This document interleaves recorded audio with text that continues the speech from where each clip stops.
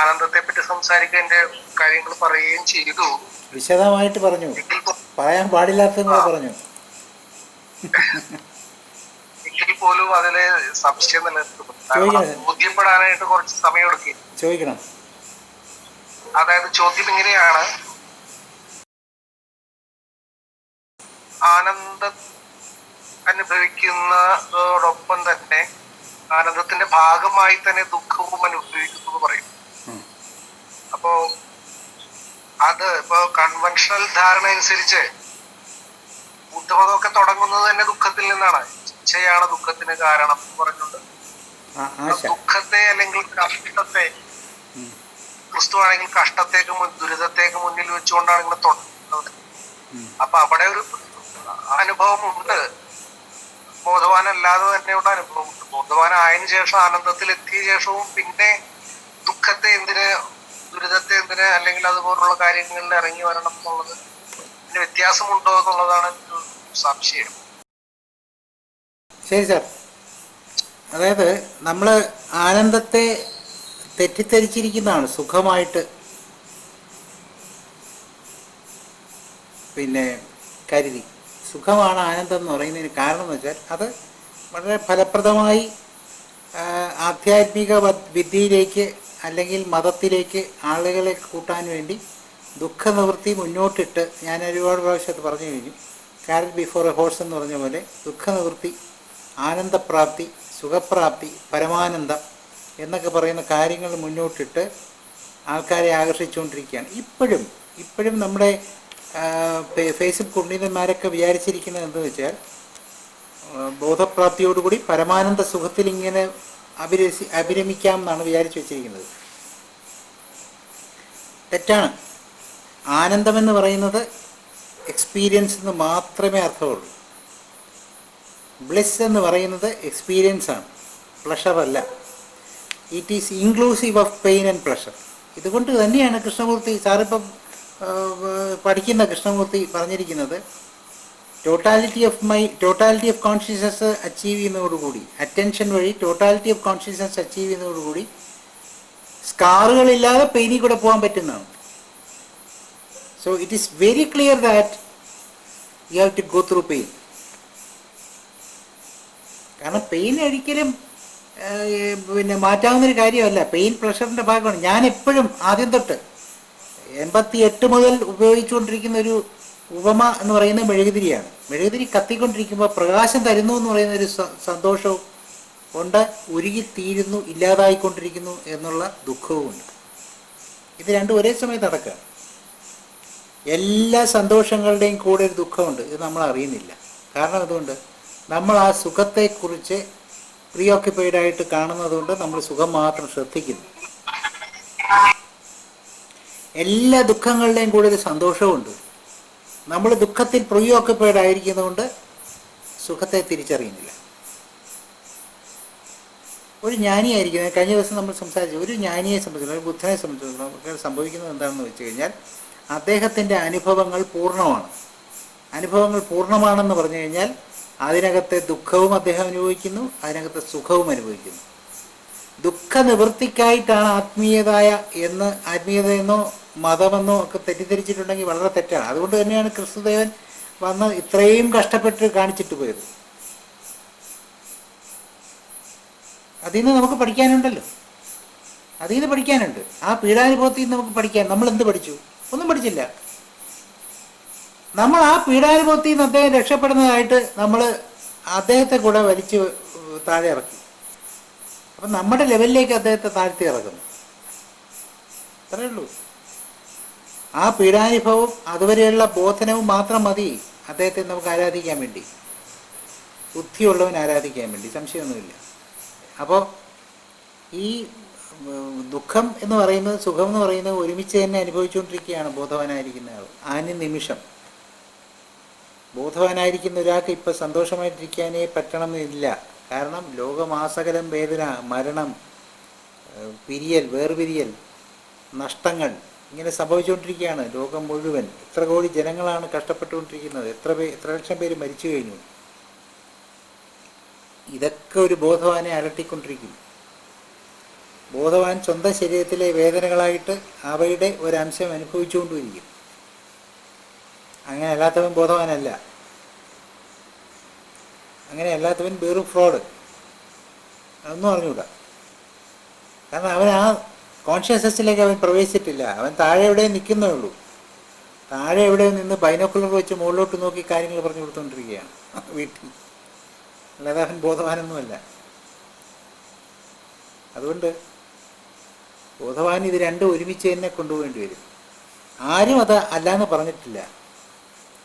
നമ്മളത് സൂക്ഷ്മമായി ശ്രദ്ധിക്കാത്തതുകൊണ്ട് ഞാനതുകൊണ്ടാണ് വീണ്ടും പറയുന്നത്, ടോട്ടാലിറ്റി ഓഫ് കോൺഷ്യസ്നെസ്സിലെ പെയിനുകൾ സ്കാറില്ലാതെ കടന്നു പോകും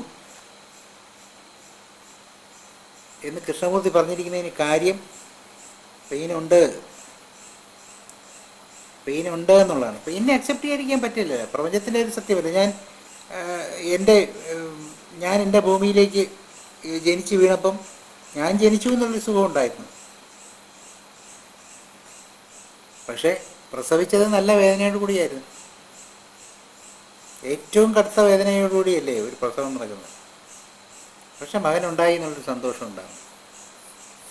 ഇതൊരു ഉദാഹരണം. ഞാൻ ജനിക്കുമ്പം തന്നെ സുഖദുഃഖങ്ങൾ ഒരുമിച്ച് സംഭവിക്കുന്നുണ്ടെങ്കിൽ പിന്നെ ഇതിൽ പറഞ്ഞ ഒരു സത്യം എന്താണുള്ളത്?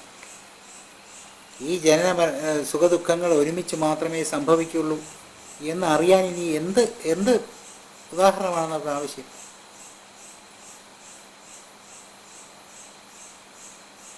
ഞാൻ മരിക്കുമ്പോൾ കുറേ പേർക്ക് സന്തോഷം വരും, കുറേ പേർക്ക് ദുഃഖം വരും. കഷ്ടപ്പാടിൽ നിന്നാണ് മരിക്കുന്നതെങ്കിൽ സുഖിച്ചുകൊണ്ട് മരിക്കും.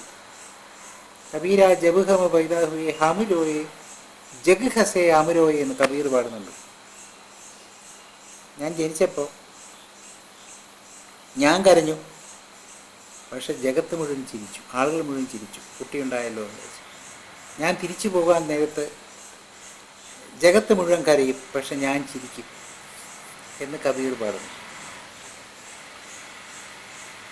ചീനിരെ ചീനി എന്ന് പറഞ്ഞൊരു പാട്ടുണ്ട് അദ്ദേഹം. അതിൻ്റെ മുമ്പ് പറയുന്നതാണ്. ഇതാണ് ഞാൻ ജനിച്ചപ്പോൾ വേദന ഉണ്ടായിരുന്നു, ഞാൻ ജനിച്ചു എന്നുള്ള സുഖം ഉണ്ടായിരുന്നു. ഇതെൻ്റെ ജന്മം മുഴുവൻ പിന്തുടർന്നുകൊണ്ടിരിക്കുകയാണ്. സുഖദുഃഖങ്ങൾ ഒരുമിച്ചാണ് വരുന്നത്. ഞാൻ നേരത്തെ സൂചിപ്പിച്ച പോലെ നമ്മുടെ പ്രീഓക്യുപ്പൈഡായിട്ട് നമ്മുടെ ശ്രദ്ധ കൊണ്ട് നമ്മൾ സുഖത്തെ മാത്രം കാണുന്നു, ദുഃഖത്തെ കാണുന്നില്ല. ദുഃഖത്തെ മാത്രം കാണുന്നു, സുഖത്തെ കാണുന്നില്ല. അതിന് കുറ്റം വേറെ ആരുടെയല്ല, പ്രപഞ്ചത്തിൻ്റെ അല്ല. പിന്നെ ബുദ്ധൻ പറഞ്ഞ കാര്യങ്ങൾ, ബുദ്ധൻ എല്ലാ കാര്യങ്ങളും സുഖം ആനന്ദം എന്ന് പറഞ്ഞ് കണ്ടുകൊണ്ടിരിക്കുന്നത് കൊണ്ട് അദ്ദേഹം ആദ്യം ശ്രദ്ധിച്ചത് ഞാനീ പറഞ്ഞുകൊണ്ടിരിക്കുന്നത് പോലെ ഇത്തരത്തിലൊരു ഒരു കാരറ്റ് ബിഫോർ എ ഹോഴ്സ് ഉണ്ടെങ്കിൽ അതിനെ പൊട്ടിച്ച് കളയുക എന്നുള്ളതായിരുന്നു. ഇത്തരത്തിൽ സ്വർഗസങ്കല്പം ആണല്ലോ ആദ്യം അദ്ദേഹം കൈവച്ചത്. ഇവിടെ കിടന്ന് സൂചിക്കുന്നൊരു സ്വർഗസങ്കല്പം മക്കലി ഗോസാലൻ ആണെന്നാണ് എൻ്റെ ഓർമ്മ. അദ്ദേഹത്തിൻ്റെ 6 ഗുരുക്കന്മാരിൽ ഒരാൾ വളരെ ഒരു വലിയ ലോകായുധനായിരുന്നു, ഓർക്കുന്നില്ല.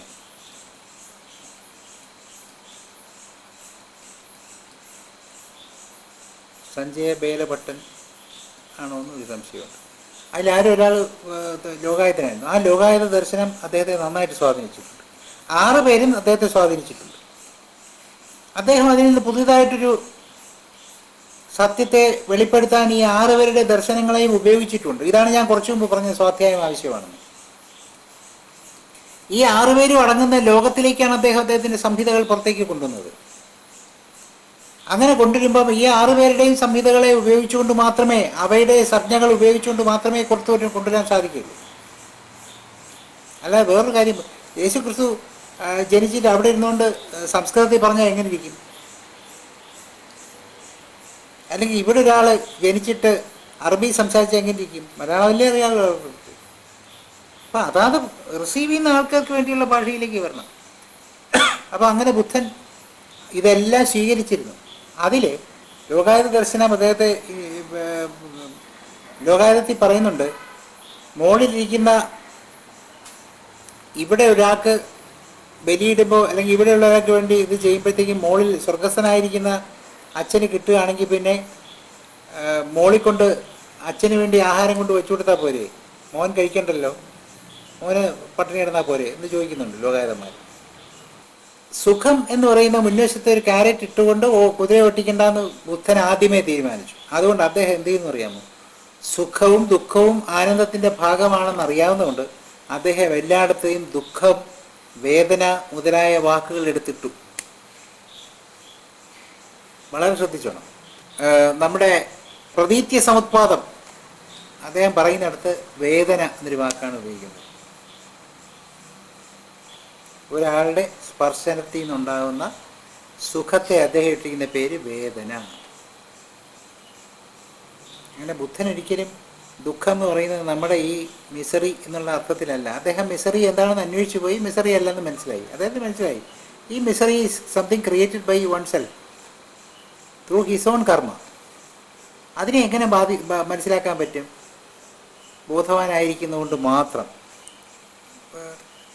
പിന്നെ കൃഷ്ണമൂർത്തി പറഞ്ഞതുപോലെ by following that you can be free. ഫ്രീഡത്തിലേക്ക് വരാം. ധർമ്മത്തെക്കുറിച്ച് സംസാരിക്കുന്നില്ലെങ്കിലും അദ്ദേഹം ധർമ്മത്തെക്കുറിച്ച് സംസാരിക്കുന്നുണ്ട്. പങ്കെന്തരാണ് ഡിസിപ്ലിൻഡ് അദ്ദേഹം ഒരു ഹ്യൂമൻ ബീയിങ് ആയിട്ട് ക്വാളിറ്റേറ്റീവായിട്ട് ജീവിക്കുകയാണെങ്കിൽ നിങ്ങൾക്ക് ഫൈനലായിട്ട് ഫ്രീഡത്തിലേക്ക് എത്താൻ സാധിക്കുമായിരിക്കും. അതാണ് ധർമ്മം.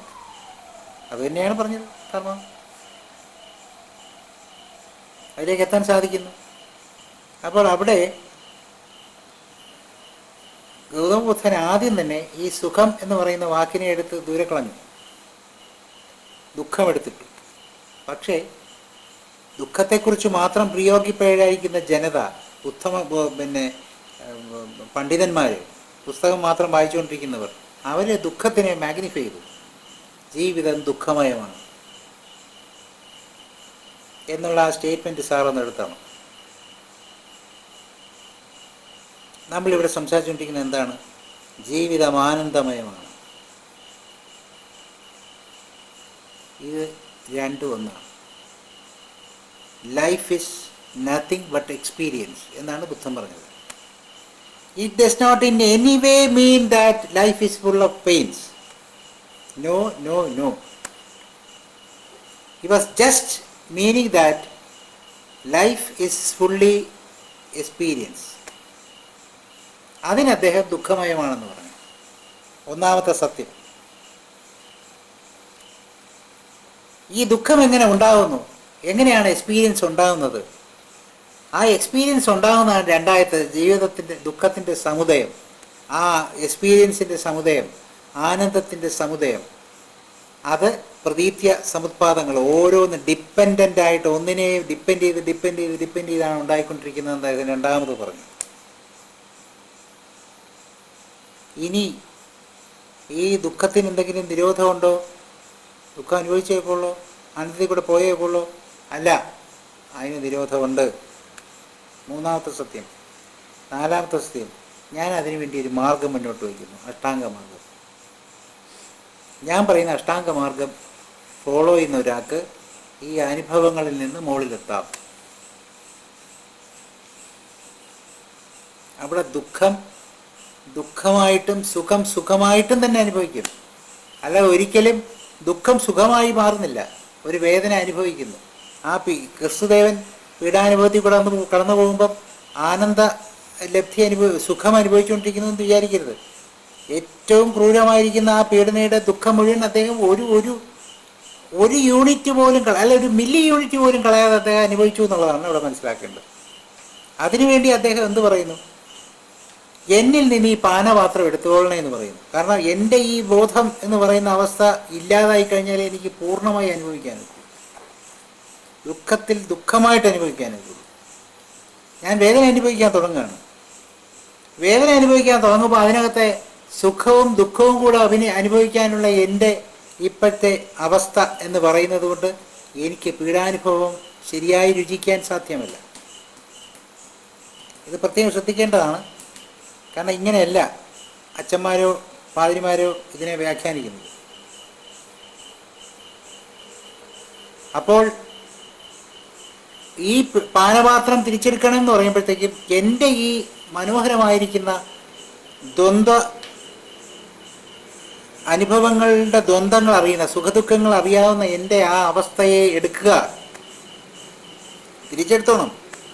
കാരണം ഞാനൊരു മനുഷ്യനായിട്ട് ഇതിനകത്ത് കിടന്ന് നരകിക്കട്ടെ. അവിടെയാണ് അതിൻ്റെ പല്ലി. ഇവിടുത്തെ പല്ലി ഭയങ്കര പല്ലിയാണ്. പല്ലി ചൊല്ലികളെ ബുദ്ധന്മാരായ പല്ലികളാണ്. ഞാൻ അനുഭവിക്കട്ടെ, മനുഷ്യനായിട്ട് അനുഭവിക്കട്ടെ എന്ന് ധൈര്യമായി പറഞ്ഞുകൊണ്ട് ആ പാനപാത്രത്തെ എടുത്ത് ദൂരെ എറിഞ്ഞോളാൻ പറയുക. എന്നിട്ട് ആ വേദന മുഴുവൻ അനുഭവിക്കാൻ തയ്യാറാകും. അതാണ് എനിക്ക് ഇനി മനസ്സിലാക്കേണ്ടത്. അപ്പോൾ ഗൗതമ ബുദ്ധൻ മാർഗം മുന്നോട്ട് വയ്ക്കുമ്പോൾ ഈ വേദനയിൽ നിന്ന് നിങ്ങൾക്ക് പോകാൻ പറ്റുമെന്ന് പറയുമ്പോൾ നിങ്ങൾ വേദന അനുഭവിക്കാതിരിക്കുന്നു എന്നല്ല അർത്ഥം. വേദന വേദനയായിട്ട്, സുഖം സുഖമായിട്ട്. വേദനയുടെ പൂർണിമയിലും ഈ പറയുന്നവരാരും എത്തുന്നില്ല. കാരണം അവരതിൽ നിന്ന് രക്ഷപ്പെടുന്നു. സുഖത്തിൻ്റെ പൂർണിമയിലും എത്തപ്പെടുന്നില്ല. ഞാൻ ഇന്നലെയും സാറിൻ്റെ അടുത്ത ചോദ്യത്തിന് നമ്മൾ ഇന്നലെ അതായിരുന്നല്ലോ ചോദ്യം. സുഖത്തിൻ്റെ പൂർണിമയിൽ എത്തുന്നതിന് മുമ്പ് ഭയന്ന് അതിൽ നിന്നും വെളിയിൽ ഇറങ്ങുന്നു.